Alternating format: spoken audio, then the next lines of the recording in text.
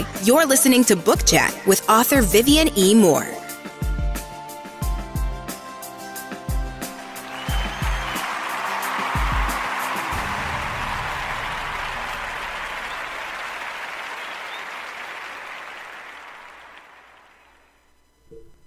Hey everybody, and welcome to Book Chat. I'm your host, Dr. Vivian E. Moore. I am once again happy to be here with you doing the show. I so enjoyed so very much, and because I enjoy the show so much, it makes me open to listening to comments and criticism, especially if it is constructive criticism. So last week, just to give you a little bit more information, last week I got a message from a listener, one that listens on occasion, but they were faithful listeners at one time. But what they said was that they loved the show. It was very inspiring, but they said that there would just be one thing that they would change. And so I was like, okay. So I was preparing myself for that, wanting to know what it was. So basically what they said was that, you know, how I always give out the URL information at the beginning of the show. They said, well, why don't you wait and stick that in later or last, because it sort of takes away from the listeners. You know, they might lose interest if you're giving out all this information at the first beginning instead of getting right to the show. So in lieu of that, I did agree with that. And so, because it made perfect sense, I'm like, well, you know, I talk about this all the time about holding on to listeners, attention, and, you know, not making the show too long because you don't want to hold people to the point to where they stop listening and just tune you out. So I'm like, well, that just makes sense to just stick it at the end of the show and just get to what this show is really about. And that is trying to inspire you and to give you ideas about writing and, and just, try to innovate you more and more and more each week, every time I do this show. So because I listen to them, we're going to move right on to today's show, and then we'll do all this fun stuff later. But before we get to today's show, you know, I always have to ask, how is everybody? Are you having a great weekend? It's beautiful outside. Have you been out today? I know it's hot. I've been out there myself, but I sort of got out before it got to this point. We're having Riverbend here in the city this week, and I think today is the last day of it. I think they're going to have fireworks and all of that stuff. But usually at the start of Riverbend, it's usually like sweltering hot. But this year they sort of got a reprieve. It rained a couple of days, and in the late evenings, but that sort of cooled things down a bit. But I think before it really got tuned up, I think midweek the rain went away. Of course, it got hot, but they had plenty of things down there for you to drink, great entertainment. It's just a lot to do here in the city during the summertime. Now, I know it does not compare to Bonnaroo because that's much bigger, and they have many more artists that come and that take part of that festival. But Riverbend is something that has been around for a very long time, for quite a few years, way longer than Bonnaroo. But, and I mean, sometimes things do run their course, and sometimes you do have to step up. But for the most part, our city is not that big. So, most everyone looks forward to this time of the year because they know Riverbend is coming, and they do have some pretty good acts most of the time. This year was the exception, in my opinion, but others may disagree. But still, it's something to do, which we have a lot to do here in the city. So if you ever come down our way during the summer, there are plenty of things to do, plenty of things to see. All right, so here we go with today's show. The title of today's show is The Right Stuff, and that's WRITE. And the topic is knowing what works best in story creation. Every time I say the right stuff, it makes me think of that song by New Kids on the Block. You guys know what it is? I mean, it's going on in my head right now. I'm seeing them doing a little dance and all of that stuff. But anyway, we're going to talk about it. We're not going to sing about it. Okay, so, we are all familiar with the phrase, mother knows best. And I know Father's Day is tomorrow, but hey, we're going to talk about mothers, all right? So anyway, it's true. Moms are filled with a wealth of knowledge on any given subject, whether it's advice, cooking, or life in general. How much better is it for everyone when we listen to solid, reasonable wisdom? Well, we might not consult with mom on everything, especially when it comes to things existing outside of her realm of understanding, such as story creation. Oh, I'm sure she could also tell you a few things about this too. But this one, though, I think we should stick to those with the inside scoop. I've read a multitude of books this year on every genre. Some were excellent across the board, whereas others, in a word, sucked lemons. Okay, I know I could have used a better analogy, but you get the point.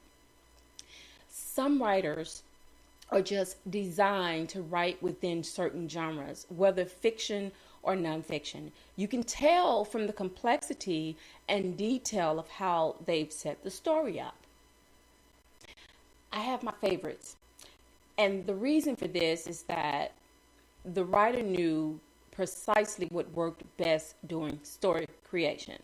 Now, there is no doubt in my mind when I stumble across an exceptional story that not only did it capture my attention within the first few lines, but this tells me they had the right stuff. YA fiction, let's just face it, it's not for most folks who are past the age of 16, but don't sleep on this genre because there is some amazing, talented writing going on at this level. I give credit where it's due and think most people are under the misconception teenagers write these books. Some are written by teenagers, but the majority are written by established artists who are skilled perceptively and capture the true nature and mentality of young adults. Now, I've read quite a few YA. That's sort of my thing now.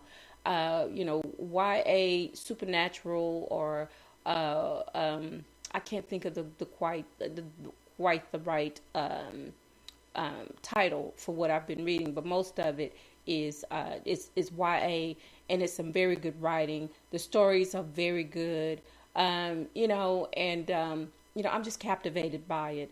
I'm a romance writer, and of course I love romance, and most of the books I read are, they're based on that genre, but they're coming out of YA fiction, and I'm hooked on it right now, and I just don't see myself getting away from it anytime soon. Now, I've read some YA that I had to agree that was probably written by someone that was very, very young, because they didn't have a very good grasp on reality, and some of the topics that they spoke on were not on par. They really weren't on par.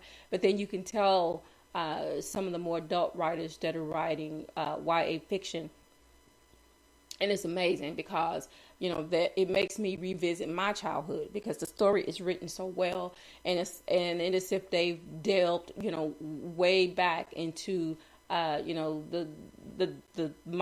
childhood, my teenage years, and they brought these things to the forefront in the story, and I can so identify with them, and that is what makes me know that they have the right stuff.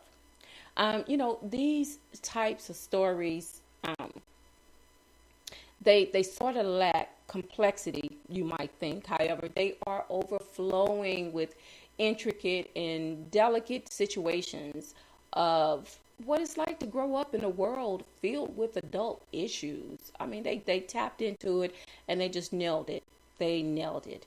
Now, I applaud the writers because they give a voice to the younger population who deal with these scenarios daily, proving once again, like I said, they have the right stuff. Now, let's not forget the next level of writing dedicated to romance and science fiction authors. Yay! These are among my favorites too. For those amongst the population who don't care for sappy yarns, let me just say, you are missing out on some great reads. Romance has evolved into something amazingly entertaining. And it doesn't always have to involve sexual situations or innuendo. Not at all, but still infuse passion and interesting details about relationships without luring you in with gratuitous and graphic sex scenes. Now, I'm sorry if you hear that noise in the background because I accidentally hit the microphone. Sorry about that. Okay, sex does sell, but it takes a skilled writer to sell you on a story by leaving it out completely because they have the right stuff. Oh, and let's not overlook the sci-fi genre that is holding its on like nobody's business right now. And I'm not talking Star Trek or the Avengers franchise or even a television series that delude what sci-fi truly is. I'm not a fan of the Hunger Games. Nonetheless, I love the Divergent trilogy books, that is. I watched the movies too. But, I always like the books more because they're more in detail. The movie sort of chops up everything, sort of meshes everything together because, I understand they have only a certain amount of time to tell this story. And so they have to do it in its entirety. I just hit the mic again. I'm so sorry. I talk with my hands, and for some reason, they are just like really close to this microphone today. But anyway, I couldn't get enough of the characters and the story premise. It was so brilliantly written and captured how we are all categorized by factions. Whether we acknowledge the truth or not, it doesn't matter that the story is based on a futuristic dystopian reality, but kudos to the author who penned these books and is truly woke, that's what the young folks say, on how people are viewed in today's society. She had the right stuff. Now, I could go on and on and on about knowing what to write about when contemplating story design and actually writing it out, but I won't. By now, I think you've seen the point I've tried to make about having the right stuff.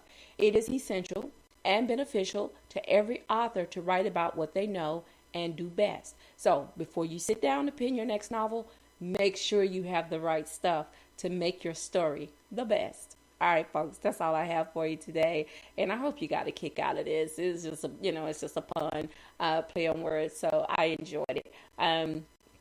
It also shared some of my favorite things, some of my favorite genres, and so I hope that some of the books I mentioned, like the Hunger Games and the Divergent trilogy, that you would check these books out for yourself. Another good selection of books that's also a trilogy is the Maze Runner series. Those books are phenomenal, and I've read them. And I've watched the movies, and they try to keep pace with the books, but like I said, something always gets lost in translation. But they get the overall gist of the story. But like I said, it's just so compact. Everything is just like just meshed in there together. And then some things are just left out entirely. But anyway, read the book first and then watch the movie, and please do it in that order. I know a lot of people don't like to. Some people like to actually watch the movie and then they'll go back and read the book because they don't want to be disappointed. When they see if they read the book first and then watch the movie. But like I said, I'm usually disappointed once I see the movie. More so than when I read the book. I love getting the story in its entirety, and I like extremely long books. I know I'm weird, but I do. I like books with a lot of pages because that lets me know I'm going to get a great story because it's more than 200 pages long, and usually when it's that long, is sometimes it's a series, but also there are books that are over 500 pages long. There are books that are over 800 pages long. And I can give you an example of that. The Outlander series. That book has a lot of pages, but it's worth every page. It's just loaded with detail, loaded with history, and it's worth it. If you like those type of stories, it is totally worth it. All right. So now, as promised, I'm going to give you out these URLs, and if you'll just get something to write with and write on, so you can jot them down right fast, so you can check me out, see what I'm doing on a daily basis, and see what I like. see what I'm reading, all of those things. All right. So the first one is to my Spreaker account. And that's the most important one because that's the one the show is broadcast through every Saturday at 6 p.m. All right. So it is https://www.spreaker.com/user/author Vivian Moore. I'm sorry, Vivian E. Moore. You can also check me out on Facebook. That is https://facebook.com/author Vivian E. Moore.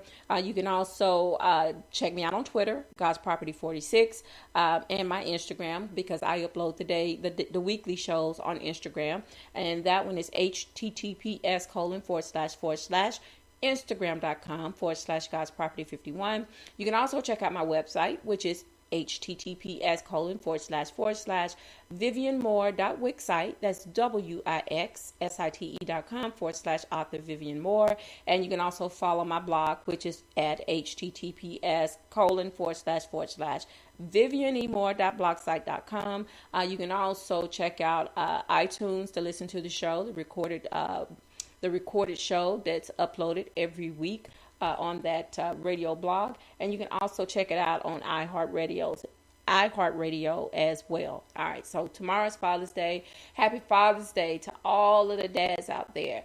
You know who you are, and I hope that everyone is planning on going to church to celebrate with your father, to let them know that you love them, and that this is a special time for them. So make the most. You know, dads need that love and attention too, just like moms do, because they're special and they're needed. And as I said before, we could not be mothers without fathers. So that's very vital. And take somebody else to church with you. Take a friend, take a family member, take some children to church, and tell somebody that you love them, because tomorrow is not promised. Today may be the only chance you get to say that. I love you. I hope you love me back. Until the next time you hear my voice, God bless you and goodbye.